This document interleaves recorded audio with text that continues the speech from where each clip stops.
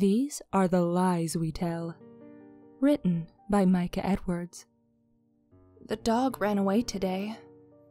It's an easy lie, a simple one, believable. No one questions it. Everyone knows how dogs are.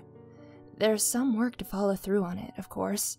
Walking around the neighborhood, yelling, whistling, putting up posters, fielding calls from people who claim to have seen the dog. Which they haven't, obviously, but I have to play along for the kids. It's sad to watch the hope flare and fade in their faces. But what's the alternative? The truth wouldn't make them any happier. The dog ran away. I'm cleaning the tools in the shed. Barely even a lie, really. Omission, if anything. The shovel did need to be cleaned, and a dent hammered out of the corner where it struck a rock. And obviously the axe had to be sharpened. So why not give the other tools a once-over while I'm out there? It's window dressing, but that's important. Setting the stage appropriately stops people from asking questions. And that saves all sorts of trouble down the line. The less you say, the less you have to remember. The stupid dog ran away. I was out cleaning the tools in the shed. Your mother and I aren't fighting. How can children understand adult relationships? Tension doesn't mean two people don't love each other.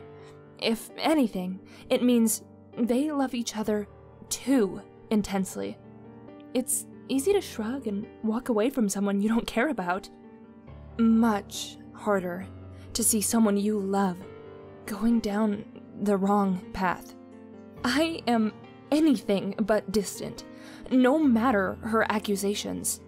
I am deeply invested in this family.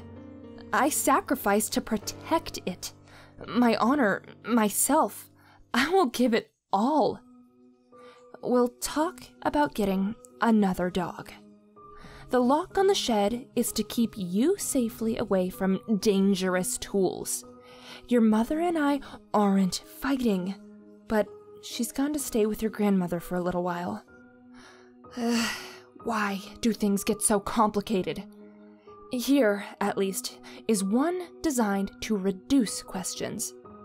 Everyone knows what staying with her mother is code for. Not the children, of course, but they still think that the dog ran away. Everyone else just seems to be putting on a brave face. I think they respect me for raising the kids without her. I didn't want this. Everything I've done has been to protect this family, to keep it together. I don't know why she couldn't see that. I never wanted to be in this position. At least it's winter, and the shed won't start to smell for a little while. She's taken the kids. Condensing all other lies fold into this one. There's no one left to care about the dog, no one to ask about the tools. No one asks for details on this.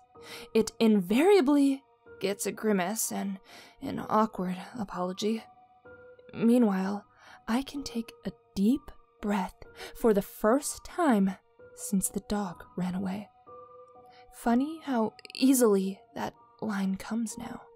Even when I don't need to say it, it's just what comes to mind. Time is my own again. Time to watch TV, time to work in the yard, time to dig holes without anyone asking why or what for or why don't you pay attention to us. I pay so much attention. Everything is about you. Even this, even now.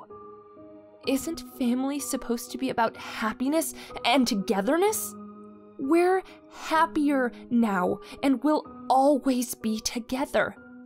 She really was going to leave, you know? Tear this family apart. I couldn't have that. I kept us together. She got full custody. That's the dog's grave. Omission again. It is the dog's grave. If you dig down, you'll find the dog. I don't know what kind of sick-minded person would dig into a dog's grave, but you can never be too careful these days. People ask a lot of questions, stick their nose into other people's business. So, if you dig down, you'll find a dog, and you'll be ashamed of yourself and cover it back up.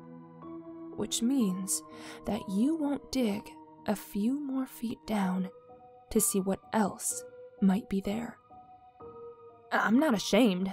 I'm just not stupid. The world runs on polite fictions. These are the lies we tell.